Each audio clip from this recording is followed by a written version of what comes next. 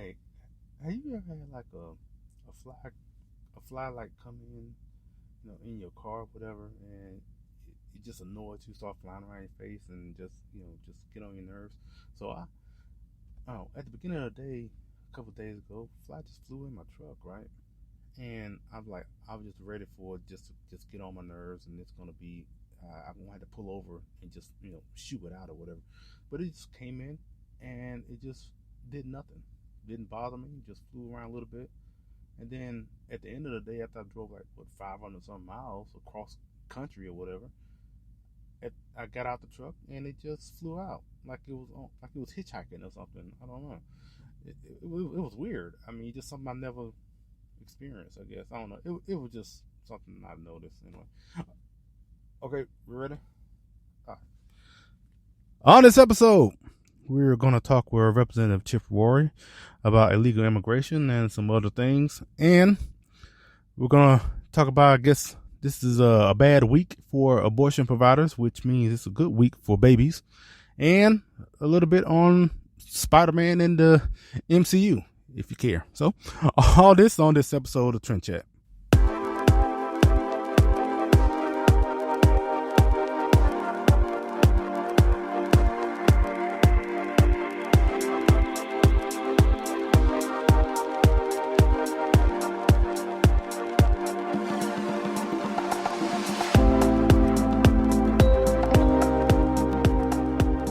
From the highways of America, here's the podcast where we talk politics, a little entertainment, some culture, and this and that, from the road to your ears. This is Trend Chat with your host, Brian Bledsoe.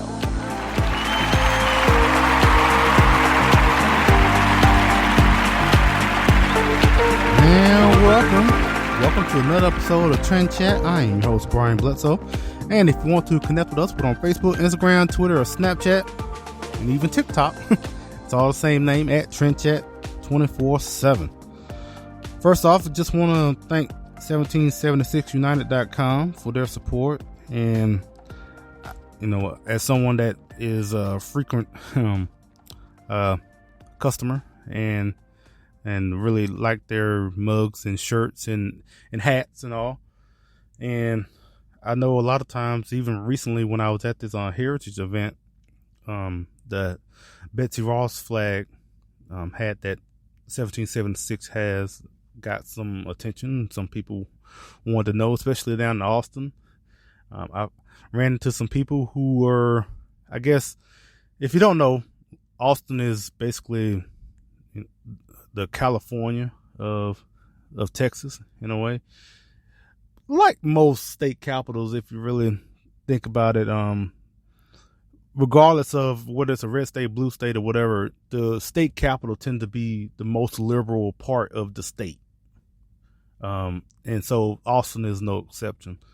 And so I came across some people who I guess would see that hat and, they were like, oh, where you get that hat from? And you pretty much know that they were at least conservative leaning, because by seeing that, the ones that didn't like it didn't say anything, let's put it that way. So, but yeah, like that hat, the "Don't Tread on Me" snapback. Anyway, I just want to say thanks to 1776 United for their support. And if you go to 1776united.com, put in the code 76militia-trendchat, you get 20% off of your purchase. So check them out. Like I said, it's not just hats and shirts. They also have mugs and other accessories that very patriotic gear for you. And I think you could find for men and women as well. So check them out at 1776united.com. 76militia-trendchat is the code for 20% off. So first off, as I mentioned, that it's been a bad week for abortion providers. Mainly, I would say it would be Planned Parenthood. I think there are others that are lesser known, that are definitely not having a good day, a good week, which is, like I said in the beginning, is a good day for babies, because the Ninth Circuit court upheld a ruling from the Trump administration where taxpayer funds,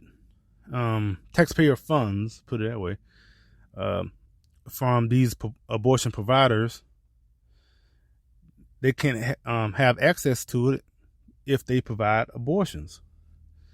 They can receive the money if they want to, but they would have to stop performing abortions or not provide abortions. And so, hey, Planned Parenthood decided to not take the money. And isn't that ironic? Or so it's a little it's telling that Planned Parenthood, after basically going on and on about how much they provide health care for all sorts, for the communities that they're in and whatever like that.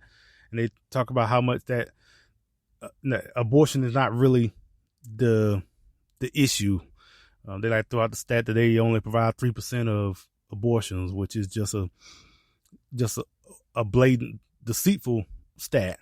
And when it comes down to when they had the choice, pun intended, to whether to continue or to receive taxpayer money, and what they have to do is, as a condition, is to, if you look at it from their point of view, I guess it's 3% of your business. If that's how they see it, then the Trump administration is saying like, okay, well, you can receive the taxpayer money if you just cut out that 3% that you claim. And apparently that 3% is for them is a little too much, which kind of shows that it's more than that their love for the slaughter of innocent lives, which goes by the PC term of abortion, is a lot more important than anything that they claim to do as far as helping the poor or low income families, as far as what they quote unquote family planning and all that. Because when push came to shove, they was like, no, we love killing babies, basically, more than trying to be there for these women to kill their babies. And so now it's it's not something permanent, unfortunately. It's pretty sure it's going to go back and forth in the courts, but for right now, Planned Parenthood and others are not going to be able to access taxpayer funds, which they shouldn't have been able to get access to in the first place. But as I said, it's been a bad week. So right now, I don't know how long it's going to last, but however long it lasts, anything that makes it more difficult for these slaughter mills, basically, to kill innocent lives, anything that makes their lives more difficult, I'm all for. I will just hope it to continue to make it more difficult to the point of abolishment, basically.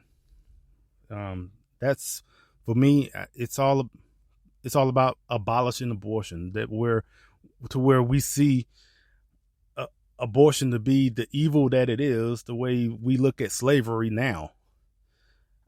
And I think that's where I would hope we will get to that point, that we will see the killing of innocent lives for what it is. And as I mentioned it now, the PC term of calling it abortion, that kind of takes the sting off of it, as opposed to saying how I'm saying it, as far as, the killing of innocent lives, which what it is.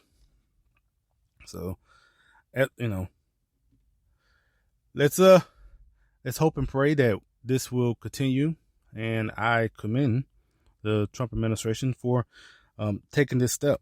So thank you.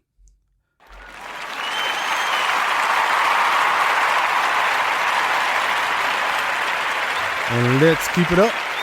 Let's keep it up all the way to the point where abortion is unthinkable. And other stuff, maybe. This is Trend Chat with your host, Brian Bledsoe. This is Dana Lash, and you're listening to Trend Chat. Hello to fans of Trend Chat and Brian Bledsoe. The Founding Project, an education nonprofit dedicated to civics, invites you to visit our brand new website. Visit us at thefoundingproject.com. Be a part of the civics movement with The Founding Project. The Founding Project is a 501c3 education nonprofit. Please join us today.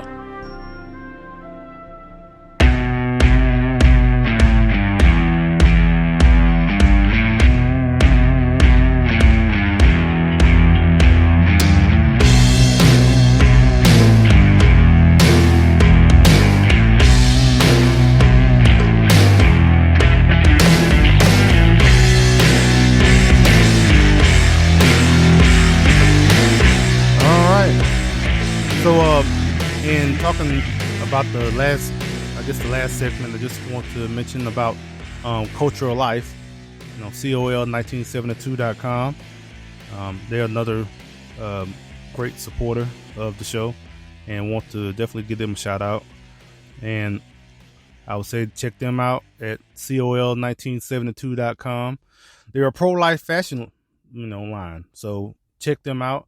Check out their shirts, their hats, dresses, and for men, men as far as shirts and hats, and for women, dresses and a lot of other accessories. I said, check them out at COL1972.com.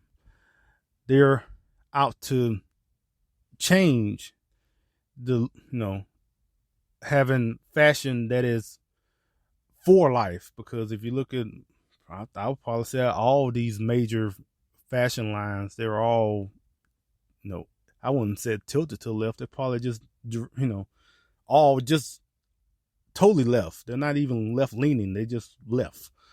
For abortion and everything, they're probably big supporters of Planned Parenthood and across the board. So COL 1972 is out to change that by being a pro-life fashion line. And I was, I'm all for, giving them as much of a shout out as possible. And I would say COL1972.com. Check them out. And if you put in the code TRENDCHAT, you get 10% off of your purchase. So yeah, check them out at COL1972.com and 10% off with the code TRENDCHAT. So, before we get to our interview with Representative Chip Roy, right quick, I like I said, I don't know. This is the movie portion, I guess you could say, in a way, because it has been one of the biggest stories this week. Don't know if you heard about it, but also the story of the whole thing with Spider-Man, right? It kind of overshadowed the fact that the Matrix is coming back. That got confirmed this week too, that they're gonna make a Matrix 4. I don't know if it's a reboot or just they're gonna make a sequel to the Matrix with Keanu Reeves back in the title role. I guess it's Neo. Which I'm thinking about it. I'm like, on top of that, if you don't know, Keanu Reeves is also gonna come back for Bill and Ted, which I think is sometime next year. And for one thing, I can't believe, if you look at Keanu Reeves now and look at him in Point Break, which was almost 30 some years ago. I don't remember now. He looks the same. So it wouldn't even look out of place for him to be in this movie. And you wouldn't even have to say that there's been some sort of, it's been 20, 30 years, because he looked the same. He looks like how he looked at the end of Matrix Revolutions. So, and yeah, I'm really starting to believe more and more that, you know, these Hollywood stars are, you know, literal vampires out here. Cause I mean, Tom Cruise, I think he's what is he, like 60 or something? Like he looks the same in Top Gun.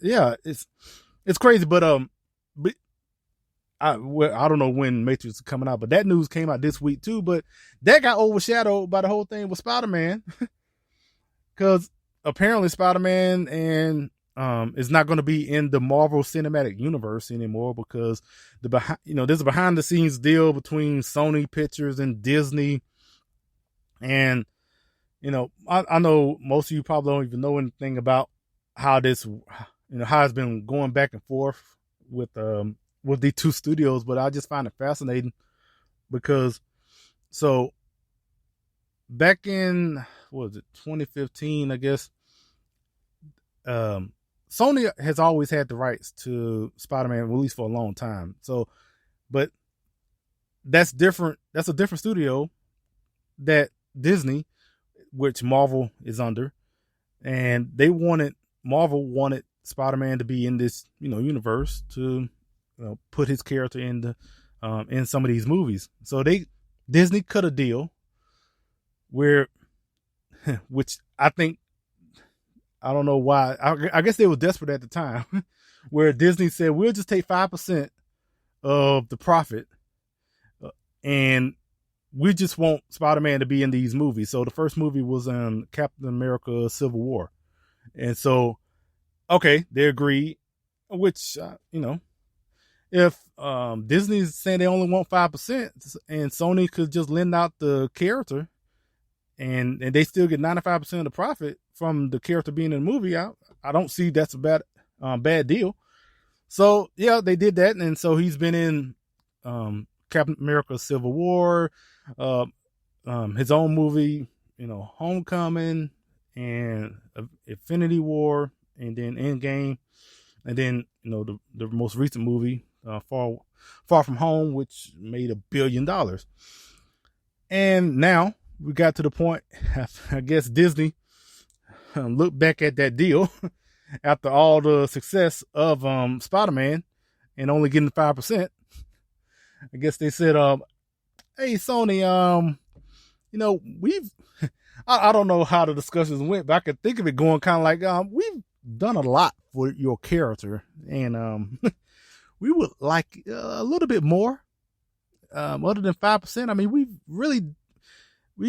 rehabbed the reputation of Spider-Man, because the previous two movies before didn't make as much money, and we would just like to maybe increase the percentage a little bit. How about 50%?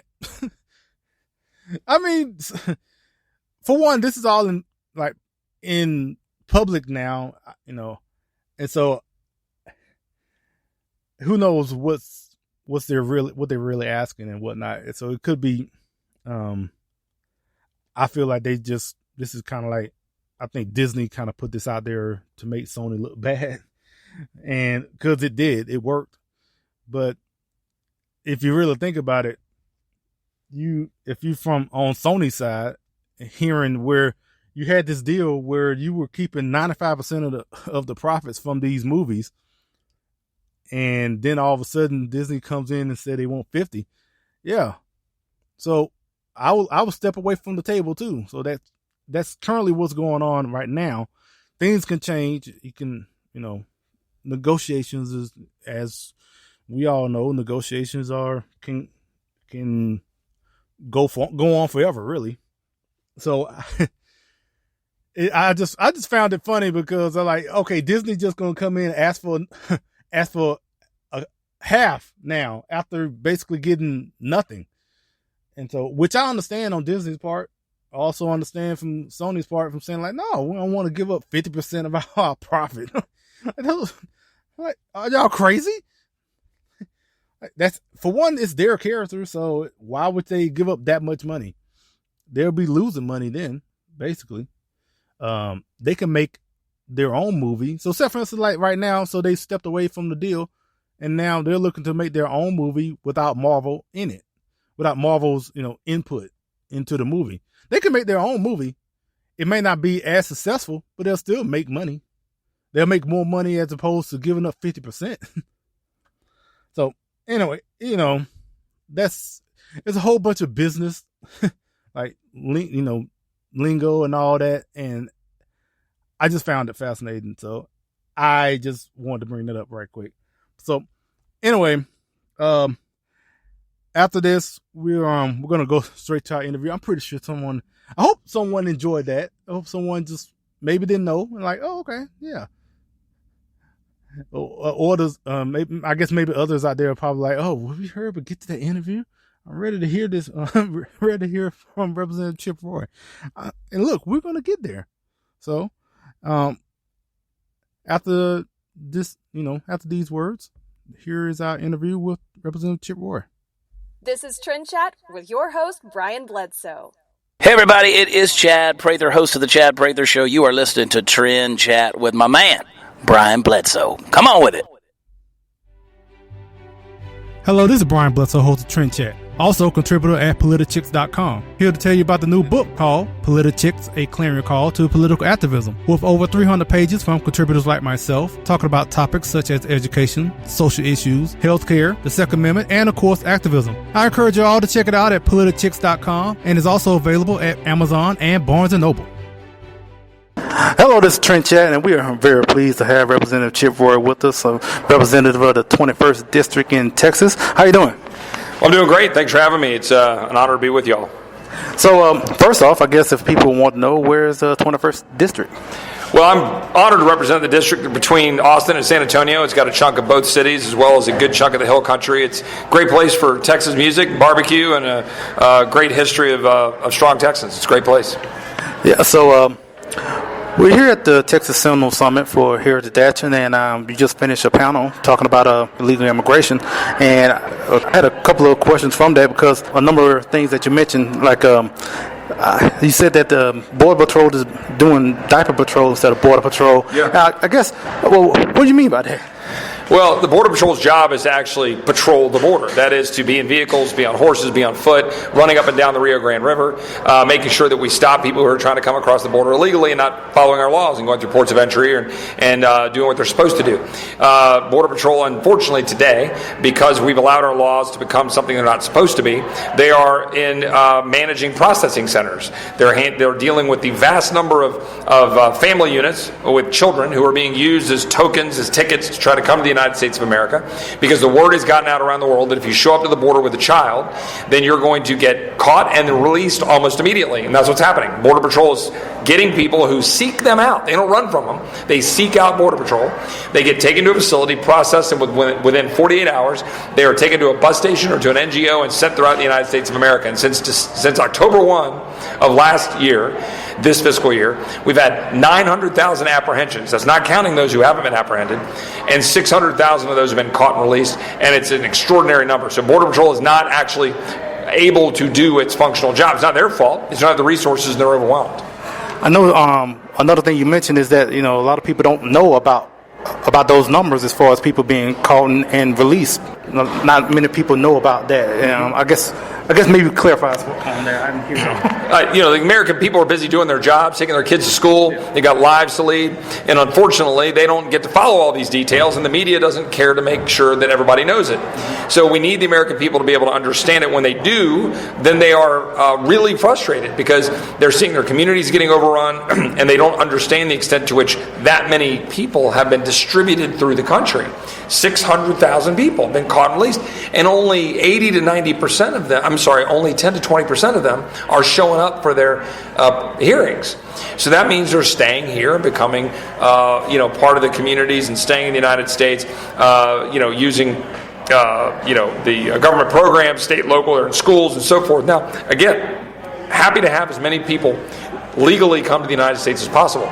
We want everybody to be able to seek asylum when it's genuine asylum. But the folks that are coming here are not seeking genuine asylum that our laws are intended to allow them a path to come here. Instead, they are using it for a pathway to be able to get to some family member or some sort of economic relief. And God bless them, I don't blame them for wanting that.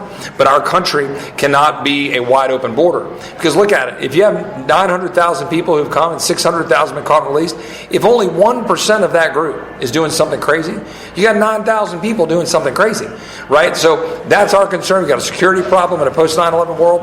In one ICE facility I visited, we had 57 countries represented. 57 from all over the world, whether it was in Africa, Middle East, Asia, Southeast Asia. It's not just Mexico and Central America. Wow, I mean, that's something I never thought about. I know another thing that you mentioned as far as status before security, and I want to ask, why is that important to have status before security? Well, in fact, it's the opposite, right? We want to make sure we have security before we're talking about anything involving status, right? We want to make sure that we have a secure border. We want to make sure that we've got, then we have an immigration system that actually works for the migrants who seek to come here, as well as the businesses and the communities here.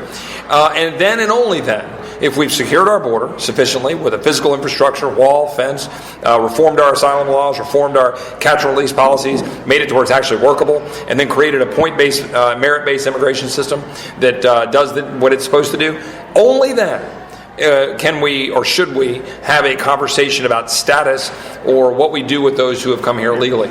We need to enforce our laws. We need to secure the border. We need to send a very clear message to the world that we are going to have fences with doors that work, and those doors are the legal path to follow, and that's what we're going to do.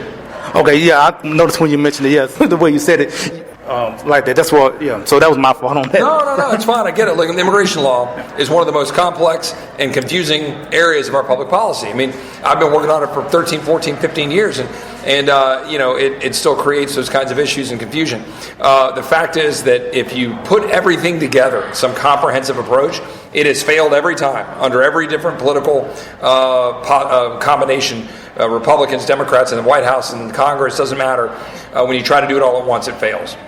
Okay, so I just want to move on to some of the committees as far as that you are part of, and so the first one being the House Committee on Veterans Affairs, and I want to mention that because as a veteran, I just want to ask about at least one bill that you sponsored, being HR 3450, and I just wanted to know what was the progress on that. Well, first of all, thank you for your service. Thank you for putting your life on the line to make sure that we're safe and secure. And one of the things I care most about, and one of the things that drew me to the Veterans Affairs Committee, is getting the United States, getting the American people to recognize that we can't continue to be engaged in battles overseas or in our engagements overseas and have men and women in uniform around the world when it's only about 1% of our population carrying the burden for the rest of us.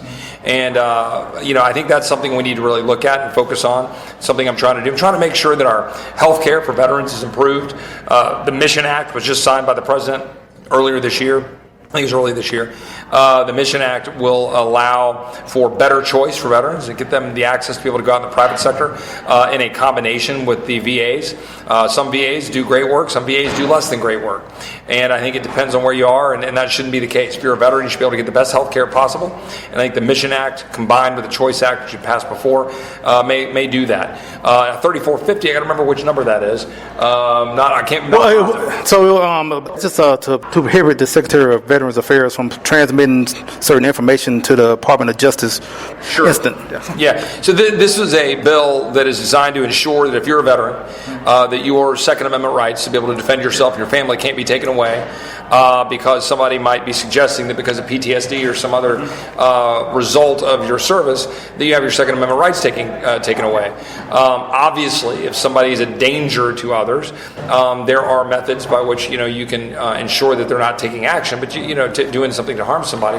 But at the end of the day, if you're a veteran and you want to be able to defend yourself or your family, you need to be able to do that. And so that's what that legislation is designed to do. Okay, and also, like in the I noticed from the Committee of Oversight and Reform, I noticed one thing that kind of really got the headlines as far as your challenge your colleagues on a fishing expedition recently, as far as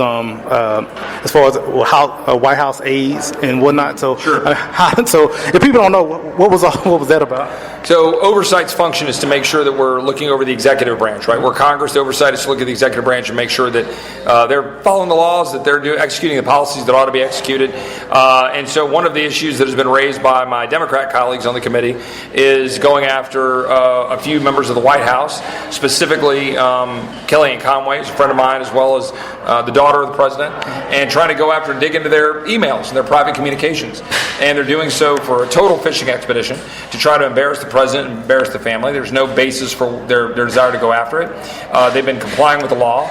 In fact, Ms. Trump, the daughter, Ivanka, had turned over a large block of emails for a block of time where she acknowledged that she had used private email instead of official email, and has acknowledged that through her attorney and said, I didn't know that some of these issues might be crossover and I shouldn't do that, so she's turned all that over. But now they're trying to subpoena her and make a political issue out of it. Look, here's the problem. My Democrat colleagues aren't seeking to have an efficiently well-run government that follows the rule of law. They're trying to score political points for political purposes. They're trying to damage the president. They're trying to damage members of Congress. They're not trying to do their job for the betterment of this country. That's the problem. So I noticed that you sponsored 6 bills in total, and so I guess with all of those, what is kind of the progress? Anything as far as moving? I know having a Democrat controlled House make things a lot difficult, but I just wanted to ask how's it going? Yeah, look, 6 is probably a relatively low number relative to a lot of my peers. I don't think we ought to be flooding the zone with a whole bunch of legislation. I think we ought to pass a handful of bills, do our job. What I campaigned on doing was getting towards a balanced budget, making sure we secure the border, getting health care prices to where they ought to be for the American people, making sure our men and women have a clear mission and the tools to carry it out, and then get the hell out of the way of the American people. That's what I want to do. Legislation that I've introduced, there's a few. One that's important is declaring, as I said before, that those cartels, specific cartels, the Reynosa faction of the Gulf Cartel, the Cartel de Noreste of Los Zetas, and I think the Sinaloas as well, that these are the equivalent of foreign terrorist organizations, that we ought to designate them as foreign terrorist organizations, that they are targeting the United States, that they're damaging our national security, that they're harming Mexico, that they're undermining our economic interests, and we should recognize that, we should go after them, and we should take them out. And I think these are the kinds of things that we ought to do, and I can go down other bills, but the main point is we're going to go fight for things we believe in, and what the Democrats choose to put on the floor so far has not been all that productive. I know me personally, it's more about I guess you said the quality of the bills. I don't care if someone's doing a whole bunch of bills, as long as they're passing, as long as they're sponsoring good bills. That's what matters to me, at least. Yep. So now, I guess I want to mention, just because we're supposed to be friends, but Wade Miller is your chief of staff. So I guess I should shout him out a little bit. And I guess, how's he doing? I'm guessing he's doing okay. Well, look, Wade is a combat Marine veteran, as you know. He has served his country above and beyond, and now he's doing it again by agreeing to be my chief of staff. And we've got a great team, and a team that is dedicated to liberty and freedom, and that's the way I like it. And we're not there to. We didn't run the first time, and we didn't get to Washington for the sole purpose of getting reelected. We're in Washington to make a difference for the American people.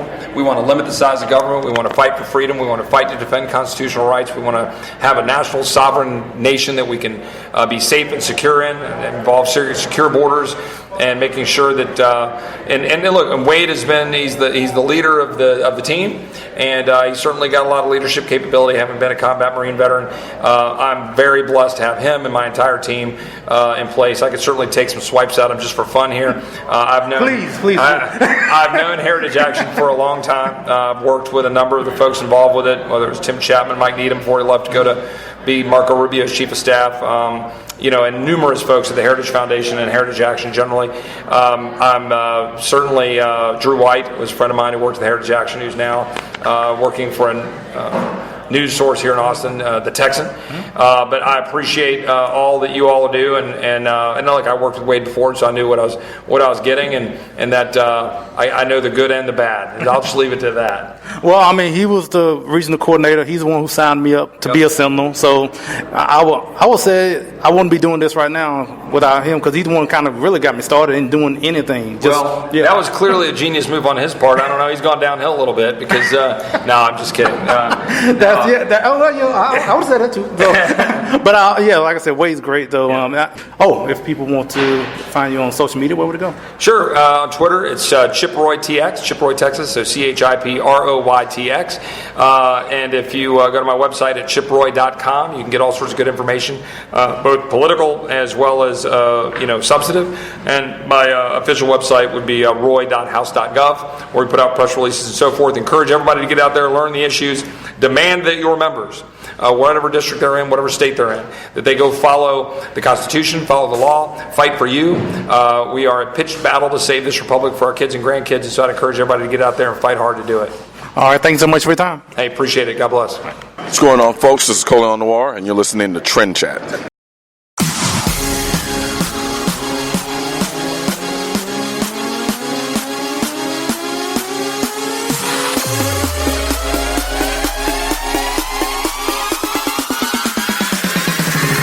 This is Trend Chat.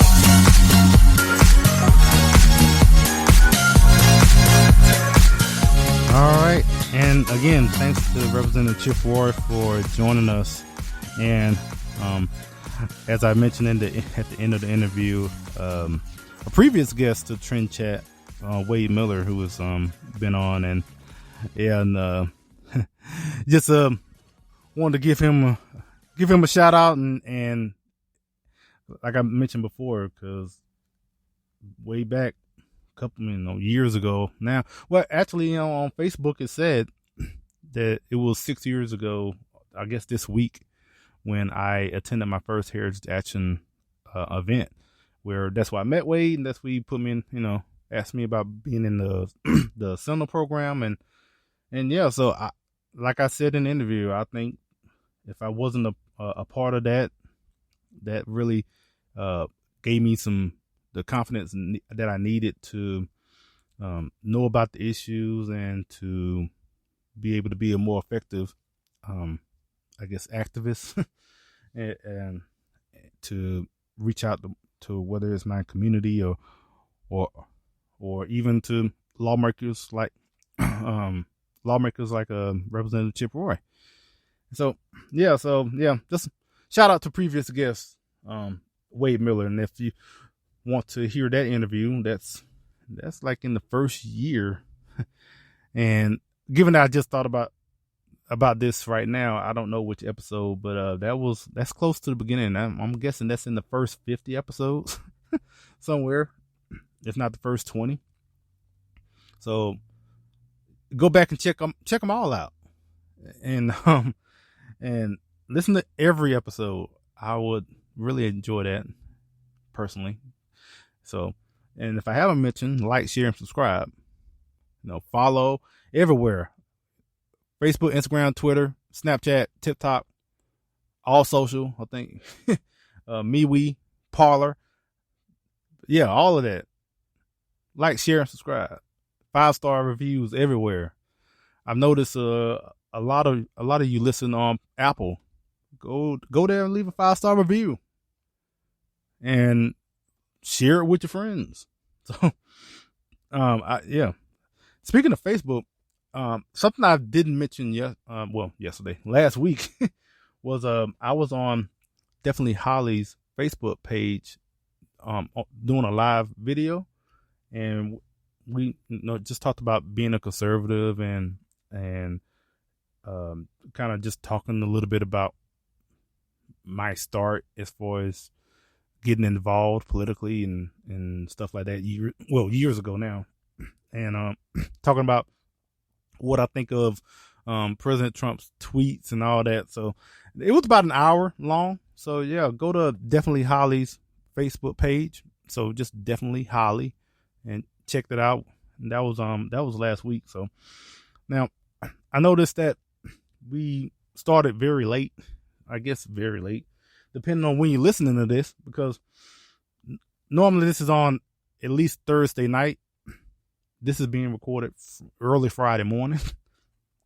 And not intentionally, because I just, when it came to making sure everything was done right, and by the time I finished editing and all that and getting everything together, it was really late. So it would have been like 2:00 in the morning.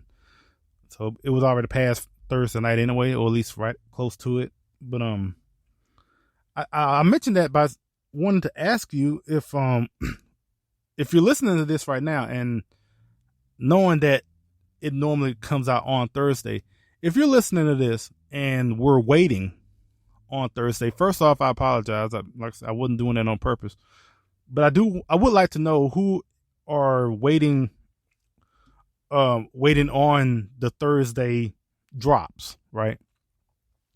Doesn't mean I'm going to change how I'm going to do it, but I'm just curious as far as how scheduling affects people listening, I guess.